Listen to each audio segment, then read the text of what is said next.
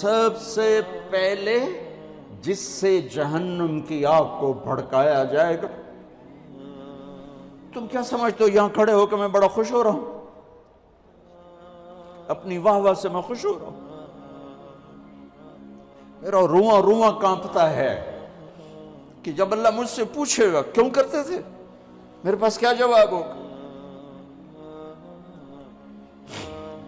سب سے پہلے جہنم کا ایندھن بننے والا عالم صاحب، علامہ صاحب، قاری صاحب،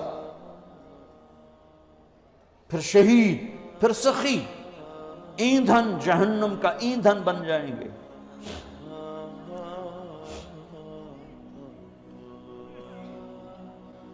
جتنی اونچی پرواز ہوتی ہے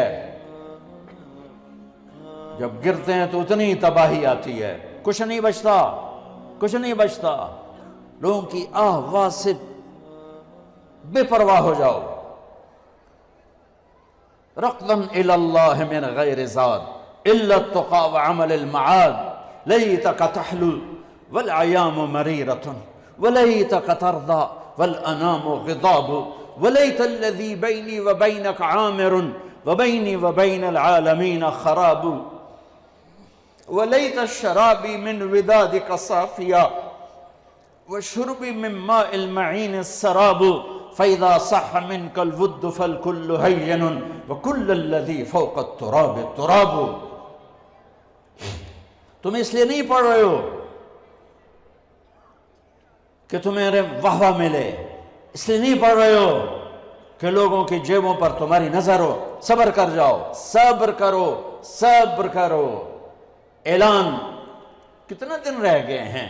اقتربت الساعة وانشق القمر.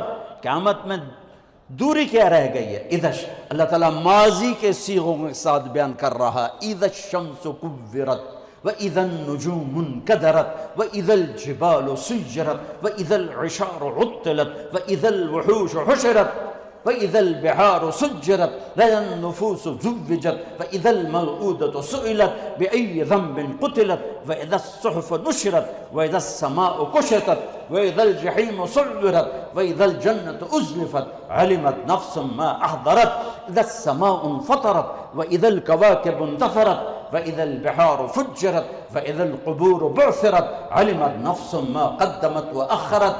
دن ہی کیا رہ گئے ہیں. ہاں، دوڑنے دو دنیا والوں کو دنیا کی دوڑ میں.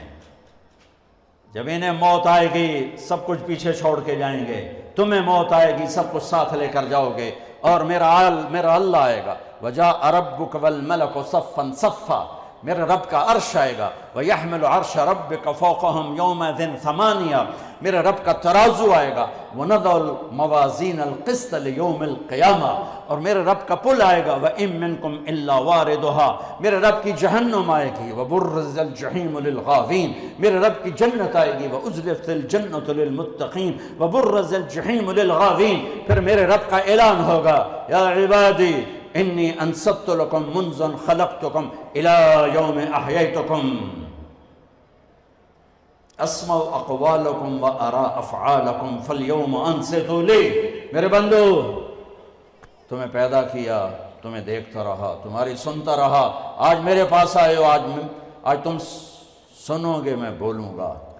اس حیبت کے وقت میں یومن یجعل الولدان شیبا. بچہ بوڑھا ہو جائے گا، بچہ بوڑھا ہو جائے گا اور خوف کا عالم ہوگا. ہر انسان موت کی تمنا کرے گا. اس وقت ایک اعلان ہوگا، این الفقہاء. اعلان ہو رہا ہے، این الفقہاء، این الائمہ، این المؤذنون. پہلا اعلان عام، دوسرے دو اعلان صرف امت محمد کے لیے. کہاں ہیں علماء؟ یہ اعلان ہوگا. کہاں ہیں علماء؟ اس میں پہلی امتیں، یہ امت مشترک، تمام امتوں کے علماء کھڑے ہو جائیں. این الائمہ، ائمہ مساجد کھڑے ہو جائیں. باقی امتیں پیچھے رہ گئیں کیونکہ کسی امت میں باجماعت نماز نہیں تھی، انفرادی نماز تھی. مسجد نہیں، معبد تھا. باجمال نماز اس امت کو ملی۔ کسی امت کی نماز میں تلاوت نہیں تھی، تسبیح، وہ اپنی کتاب کے حافظ نہیں تھے، کتاب کا حافظ صرف نبی ہوتا تھا۔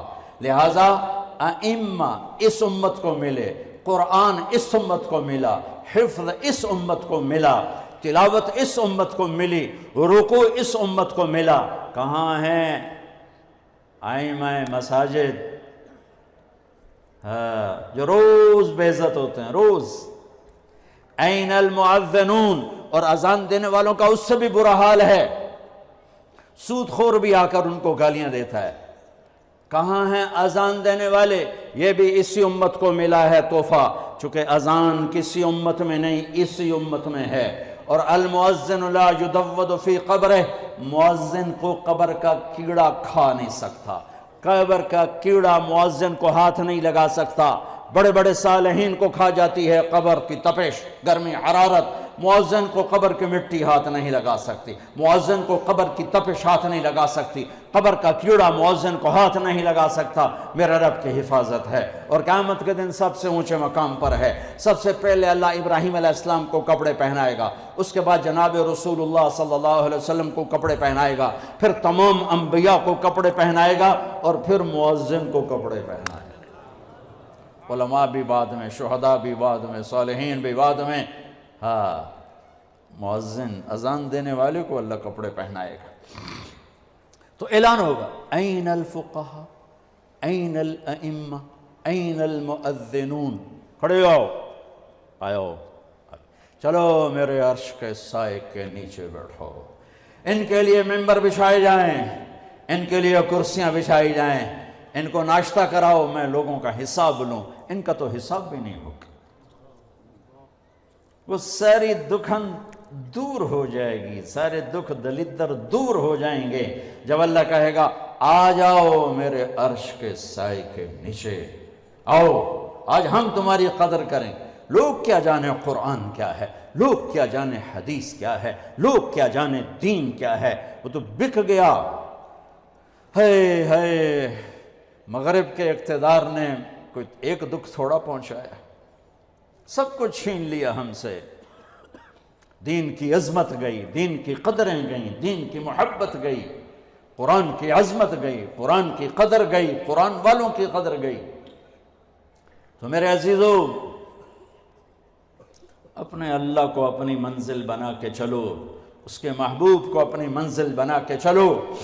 میرے نبی نے فرمایا تم پر دکھ درد آئیں تو میرے دکھ درد یاد کرنا، تمہیں اپنے دکھ ہلکے محسوس ہوں۔